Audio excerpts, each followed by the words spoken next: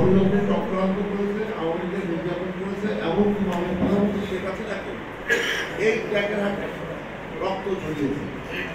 যেটা রেডি করে মাননীয় প্রধানমন্ত্রী আহত হয়েছিল, রক্ত তিনি বলেন মাঝে মাঝে যে এই বাক্সার আমার এই মাথা দিয়ে রক্ত হয়, কথা আমিও শুনেছি, তিনি প্রকাশই নয়।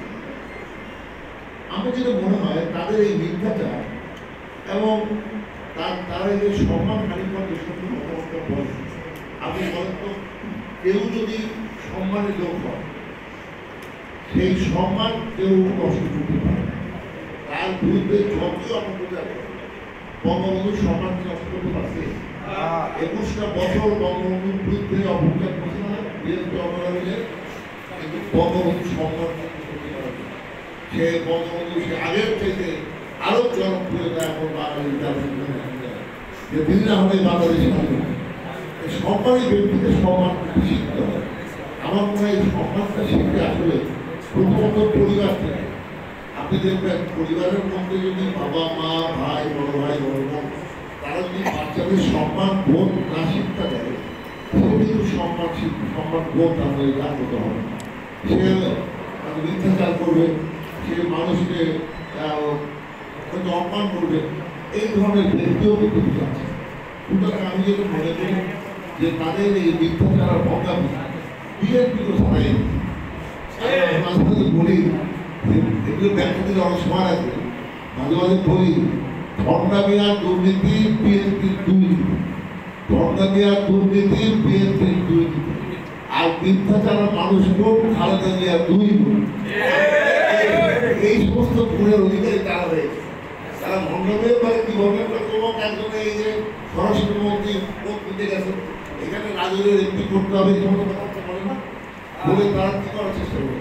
তারা একটা মানুষের সমর্থন, কিন্তু যখন এটা হয় না মানুষ তখন বোঝে এই ভণ্ডদেরকে আমাদের চিহ্নিত করতে হবে। যে দলের নাম করে দলের বিরুদ্ধে কথা বলে দলের নেতাদের অসম্মান করে ভণ্ডামি করতে দেওয়া যায় না। সুতরাং সেইভাবে আমাদের কিন্তু সবাইকে প্রস্তুত হতে হবে, যাতে করে ভবিষ্যতে আমরা সবাই আজকে সবাই সম্মান বোধ আমরা প্রথমবার যখন আমরা কি দেখলাম টাকা খাইলাম, অর্থাৎ ব্যবসা বাণিজ্য করে অর্থাৎ আমরা টাকা দিয়ে এগুলো যখন দেখেছি তখন দেখলাম যে নিজেদের মধ্যে অনেক বিভ্রান্ত সৃষ্টি হচ্ছে। আমি এটা নিয়ে আমাদের প্রধানমন্ত্রী দ্বিতীয় মন্ত্রী আমি বললাম বক্তৃতা করলাম, প্রধানমন্ত্রী আমাকে বললেন যারা নৌকা চাইবে না আমি তাদের নৌকা নেব। আমি থেকে আমি রাষ্ট্রপতি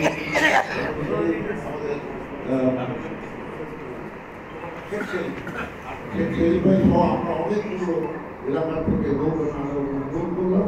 100-র উপরে 120টার মতো ইউনিয়নের মধ্যে দেয়। এখানে অনেক চেয়ারম্যান আছে, অনেকে হাসছে, অনেকে দিচ্ছে। আসলে কি খারাপ হচ্ছে একজনকে নৌকা দিল 5 জন তার বিরুদ্ধে, কতজনে প্রথম নৌকা দিল অর্ধেক হাসছে অর্ধেক দিচ্ছে।